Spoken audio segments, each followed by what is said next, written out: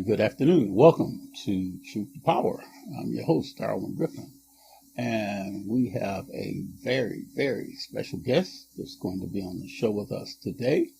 And he will be calling in because, as some of you know, this is a very, very, very crucial last week for the upcoming presidential election. And next Tuesday is Election Day. And a lot of people are really being able to go and do door knocking. People are able to go and do phone banking. People are able to do canvassing. People are able to attend rallies. And I know myself, I had just got back from a rally up in Kalamazoo, or as they call it now, Kamalazoo. And people were there to get an opportunity to see the former First Lady, Michelle Obama.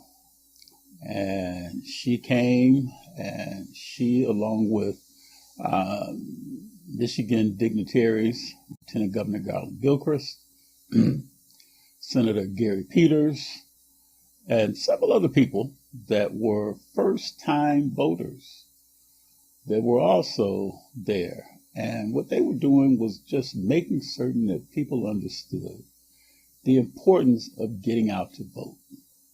As many of you know, there's been a lot of push to try and get people to not just vote absentee, but also to vote early and not wait until Election Day to vote. So that's a very, very important facet that some of the clerks are instituting in their various communities. The one thing that we encourage everyone to do is that if you are planning on voting early, you need to find out where your polling precincts would be. In most cases, the clerk's office will be one of the locations in that city, depending on how large your municipality is, as to where you would go to do early voting. The other thing is that the hours may vary. So you want to make certain that when you do find out where your polling precinct is to go voting, to vote early, because it's not the same precinct in some cases, not in all, but in some cases, that you may not vote at the same location that you normally would vote at on Election Day. So that's the critical part right there, that you want to find out from your community when you can vote early. But it looks like we've been joined by our very special guest today, and that is Mr. Michael Tyler. Mr. Tyler, welcome to Truth to Power today. Hey, how are you? I'm doing very well, sir. How are you today? I'm doing quite well. We got 8 days to go until we win this election. And we know that everybody is doing everything they can to go and do what they can do to try and get people encouraged, ramped up, and also to lift people up to make certain that if they haven't voted already, to do early voting. For those that may have voted absentee, there's also the early voting, which I know you're definitely an advocate for, and then also to vote on Election Day. But Mr. Tyler, tell us a little bit more. I know you're the National Director of Communications for the Harrison Walz campaign. So what all does that entail that you are doing in these last 8 days of this election? Yeah, well, again, thank you so much for having me on. Look, I think it entails a couple of things. Number one, most importantly is what you just said. We are making sure that everybody knows across the state of Michigan right now that now is the time to actually cast your ballot. Early voting is underway across the state right now. We're telling people to go to iwillvote.com to find out where their early voting location is, because you can go ahead and cast that ballot, get it out of the way. You don't have to do anything on Election Day, but volunteer if you want to make sure your friends and family have a plan to vote, and make sure that they get to the ballot box and sit back and watch these results turn in. We're calling Election Day last call for people who still haven't voted. So don't wait until last call. Vote right now. But secondly, we are spending the final 8 days of this campaign making sure that the American people, the people across Michigan, people in Detroit, understand the fundamental choice in this election. I think you saw it on full display frankly, yesterday was Donald Trump's rally at Madison Square Garden in New York City, where he offered the American people no solutions, no positive vision for where he wants to take this country. The only thing that he offered was more division, more chaos, more examples of why the American people fired him in the first place 4 years ago. I think tomorrow night on the Ellipse in Washington, D.C., you'll see a very different vision. You'll see the vice president make her closing argument as a prosecutor, laying out her positive vision for where she wants to take this country, telling the American people that it does not have to be what they saw in Madison Square Garden on Sunday evening, that we can turn the page on the Trump era of politics, that we can choose a new way forward where we actually have leaders that speak not to the fears of the American people, but speak to our hopes, our dreams, our ambitions. You can have a president in Kamala Harris who's actually putting forward things like an opportunity agenda that lifts people up, right? That makes sure that we have a plan in place that grows small businesses, that we have a plan in place that provides proper health care, that builds upon the Affordable Care Act. We have an economic agenda that looks out for those of us in the sandwich generation, right? Those people who have to worry about both the cost of childcare and the cost of elder care because they're taking care of both kids and their parents who are aging. Understanding the economic challenges that we face in the 21st century. That's what President Harris is going to provide after the American people elect her president of the United States on November 5th. That is the fundamental contrast that we are presenting to the American people over the final 8 days of the campaign. Well, so Mr. Tyler, also, I know that, as you were saying too, that in these last 8 days, we're trying to go and we're trying to get to a lot of the people that may still be undecided about why they should support Harris as opposed to former President Trump. And give your elevator speech. I know you were just saying some of the things that Vice President Harris would want to implement in her presidency, but what is some of the misinformation that's being disseminated out by the Republicans to avert what Vice President Harris is trying to get across to the American public, especially to a lot of the disenfranchised, or especially to a lot of the black men that may be kind of on that border as to whether or not they're going to support her or not? Yeah, listen, there are a couple of things I would say. I'd say there is one candidate in this race who is actually speaking to, again, the hopes, the dreams, and the aspirations of black men across this country, black men in Detroit, black men in Michigan. That's Vice President Harris. That is why she put out a specific economic opportunity agenda for black men that, again, speaks to what black men can achieve under her presidency, right? Things like forgivable loans for young black entrepreneurs up to $25,000 that people can open and grow small businesses, people who don't traditionally have access to capital but have good ideas and deserve the opportunity to pursue their financial dreams. It's why she's put forward a housing plan, right, that would create 3 million new housing units across this country, giving people first-time home buyers first-time home buyer down payment assistance so you can get your foot in the door towards building intergenerational wealth. It is why she is actually up there today in Saginaw talking about investing in American manufacturing. We think that that stands in stark contrast to what Donald Trump has been offering when he had the opportunity and to what he is offering right now. You just look at his record there in the state of Michigan, right? We know what happened when Donald Trump was president. He lost nearly 300,000 jobs in the state of Michigan. 31,000 of those, I believe, are manufacturing jobs. We know about his record on the auto industry. 6 auto plants closed across the country, including the one right there in Warren, Michigan. This is a guy who has a running mate in J.D. Vance who comes to Lansing and tells the people at the Grand River Assembly Plant that they cannot count on a Trump-Vance administration to keep investing in, the auto manufacturing in the future, that those 650 auto manufacturing jobs they can continue to buy and ship them to China if they return to power. So I think the economic contrast, particularly for the black community, is abundantly clear over the course of the last 8 days. And we're just going to make sure that we continue to shine a spotlight on that so that people fully understand the stakes of this election and fully understand that there's one candidate in this race who actually has their best interests at heart, and that's Vice President Harris. Now, when you mentioned about going to Saginaw, is that program, I think, from what I'm understanding, is called the CHIPS and Science? That's exactly right. That's exactly right. So it's about advanced manufacturing, semiconductors, making sure that that America owns the manufacturing future of the 21st century. Again, there's one candidate in this race who actually understands what it takes for America to lead the economic competition of the future. That's Vice President Harris. Everything that Donald Trump is offering is about the past. His only economic agenda is not about working people in Michigan. It is about people like himself and billionaires. His only economic proposal is another tax cut for the super wealthy, more corporate giveaways for corporations. That's exactly what led to 300,000 jobs leaving the state of Michigan when he had the chance to be president. So I think the risk of a second Trump term should be abundantly clear to all of your listeners.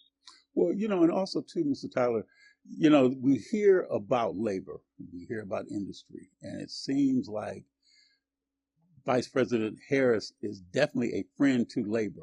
Kind of expound on that, especially with what you were just saying, because the labor industry is, as you know, it's very vital. UAW and some of the other industries here in the state of Michigan. And we know with the automotive industry, we know in terms of, say, even what President Biden came and was on the picket line with some of the, labor leaders here in the state of Michigan. What will Vice President Harris do once she becomes elected? How will she be a friend to labor?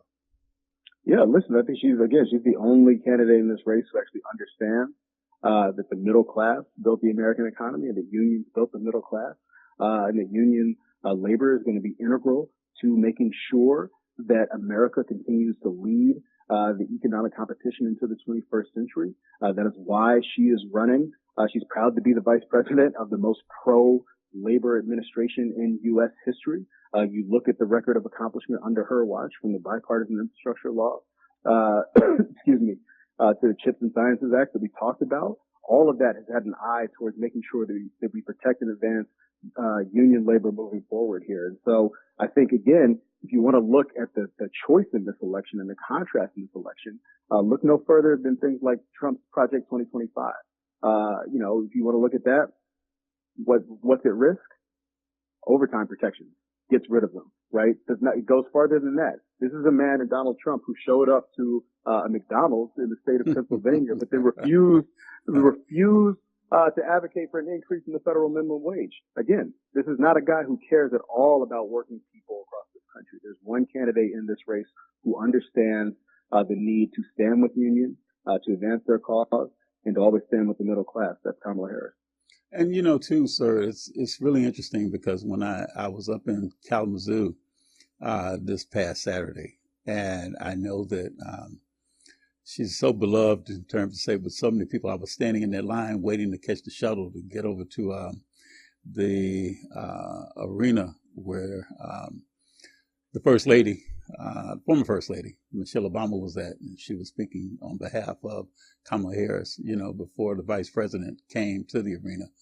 And it was just so passionate seeing the diversity of all the different people that were standing. I mean, it was like hundreds, if not thousands of people that were standing in line waiting to catch shuttles. And I think the line had to be sandwiched around the mall.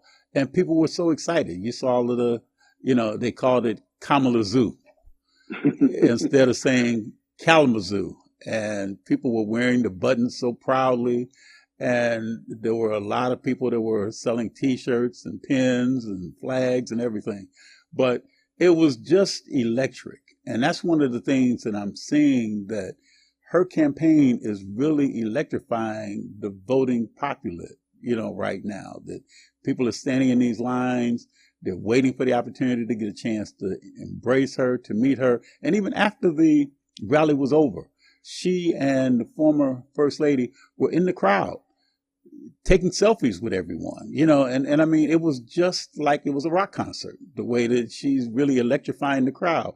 But what can you say to that, to kind of give that, like she's got that rock star status? And the one thing that I say too, and I'm going to say this for her, what I really loved about the rally and what I loved about what you're doing in terms of, say, with trying to get people to come out to these rallies, is that the focus is still on Vice President Harris and her messaging. And the way that the former First Lady, Michelle Obama, embraced her when Vice President Harris came out on the stage, but the way that she went and turned and walked off the stage after she had embraced it, like it was girlfriends that were meeting. And it just seems like there's such a familiarity with Vice President Harris and with the people that are coming to support her, watching her with Beyonce and with Kelly Rowland down in Houston. And today, you know, with her vice presidential candidate, with Tim Walz, there just seems to be such a camaraderie, such a familial, you know, in terms of, say, bond between her and the people in her inner circle, in her spheres of influence. And hearing you and the passion that I'm hearing from you and your voice, you really sound like you really are very passionate about making certain she wins this election. And that's critical right there. Oh, it's incredibly important. And listen, I think you've seen from the jump, the vice president, Governor Walz, they've talked about running a joyful campaign, right? And I think you've seen that reflected since July when the vice president became our party's nominee. Everywhere we go, we're talking about what is possible as we move into the future, right? Not simply rehashing what has been a toxic and chaotic period in American politics, largely defined by Donald Trump, who's been the center of gravity. But I think what you see the vice president speaking to is the sense of exhaustion, the sense of frustration with that era of politics. And I think what you're seeing out of the voters, whether it's in Kalamazoo or elsewhere, is people responding, right? It is refreshing to hear somebody who talks about what your actual aspirations are, that it allows you to envision what is possible for you, your family, your community. That's what the vice president is doing. And you mentioned Kalamazoo. I was with the vice president over the weekend at that rally. And what stuck out to me, again, was the rich diversity of the people in that crowd, right? People from all walks of life coming together because they understand the stakes and they understand that they have somebody in Vice President Harris who is pledged to be a president for all Americans, who's not going to divide us, who's not going to rule by chaos or by fear, but who understands that we all have far more in common than what divides us, in the sense of work with people from all walks of life, from people with all parties, to find solutions to get things done on behalf of all communities. And that's fundamentally what matters in a presidential election. And so we're excited about the path forward here for the final 8 days of the campaign. But again, just to make sure that your listeners understand, the stakes are incredibly high.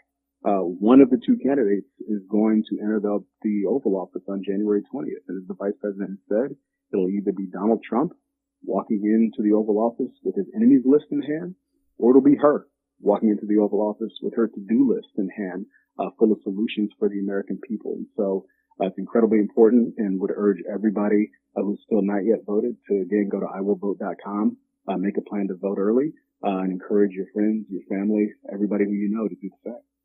Well, we hope and pray that election day, that people that haven't voted will get out and vote. And we hope that there are record numbers, and anyone that has a reason to say that this democracy is on the line needs to make certain that they get out and vote. We are so very, very pleased to have you on Truth to Power today. And anytime that you would like to come back on the show with us after the election, we would love to have you back on Truth to Power with us. Awesome. I appreciate that invite. I'll be sure to do that. Thank you so much. Thank you again, too, for being on the show with us today. Take care. You as well. Okay, we have had Mr. Michael Tyler, and he is the National Director of Communications for the Harris Walz campaign, and he has been on our show with us speaking truth to power. And we understand this is a very, very important election, and we know that there are rallies that are going to be going on for the upcoming 8 days, and we know that there's not going to be too many stops, that they're going to go and make certain that everyone that hasn't voted will encourage not only themselves to get out and vote, but also to encourage others to get out and vote. It's that power of 10 or that power of 12. To be not just vigilant when it comes down to you being convinced that it's important to get out and vote, but it's also important to get others to get out and vote. because as Vice President Harris is trying to make certain people understand it's communication. It's all about communication. The communication that you have with others in your family, others that you may have in your workplace, in the place which you worship, in the place where you attend school at, in the barber shops, the beauty shops, but to have conversations with people, to let them know you see democracy on the big stage in the White House. We know what's happened in the past.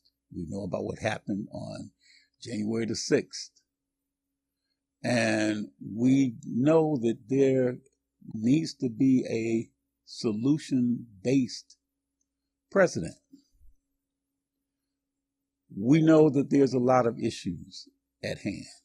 And whatever the case may be, regardless of who wins this upcoming election on November the 5th, we have to go and hold that person accountable because our future is on the line.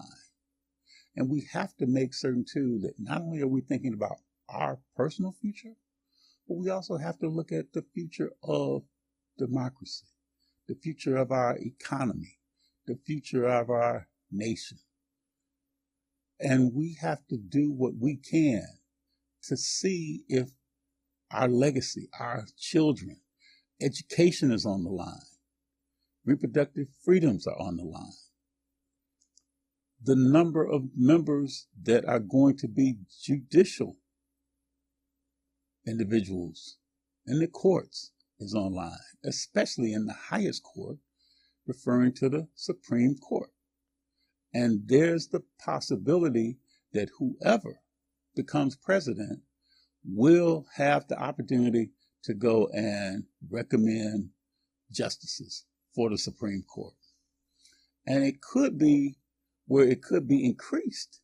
So as everyone knows, there are 9 judges on the Supreme Court, but that possibility could be enhanced to where it could be 11 justices, or it could even go up to 12.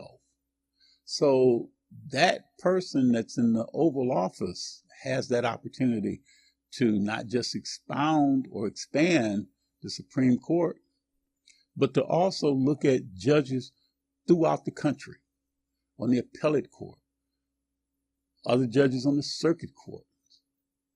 And you also have to look at all the people that the person that's in the White House will appoint in his or her cabinet. This is a very important time because not only do you have the president's office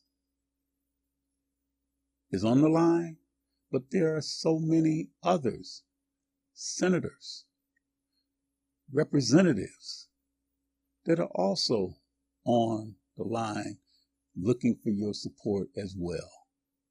Not just here in the state of Michigan, but all over the country.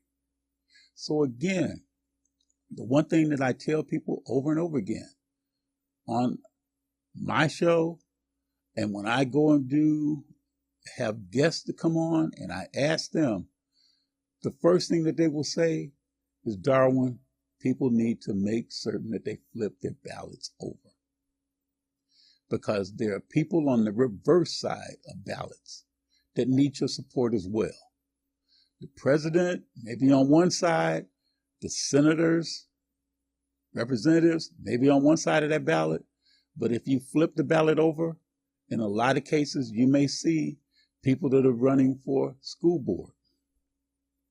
Some of the judges may be on that reverse side, in the local, in the district courts. Also, you may see issues that are looking for your support as well. Proposals, referendums that are also on that reverse side of the ballot as well. So it's important too to also understand how you could spoil your ballot. And you don't want to do that because every vote matters, regardless. And one of the things that I saw when I was at the rally recently is that you're seeing all different ages attend these rallies. it's important. And I was seeing a lot of grandparents taking their grandkids to the rally, seeing people taking their sons and daughters to the rally. And people are realizing the future of the United States is at stake. And something that when we recently had Jim Clyburn, the great congressman from the state of South Carolina, on Truth to Power. And one of the things that he was saying in reference to what Mr. Tyler was mentioning about Project 2025. And as he was saying, Project 2025 is Jim Crow 2.0.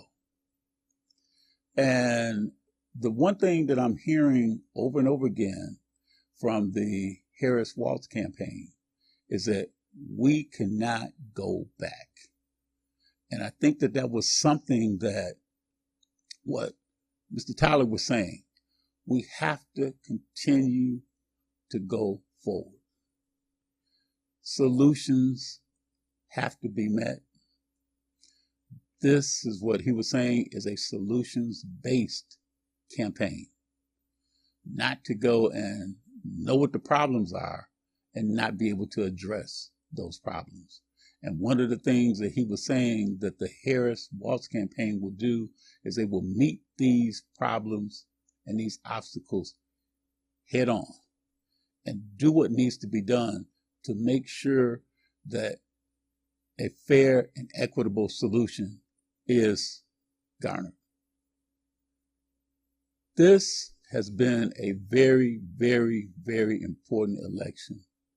And we want everyone to be certain that regardless if you voted absentee, early voting, or you're going to vote on election day, the main thing is to get out and exercise your voice, and your voice is your power.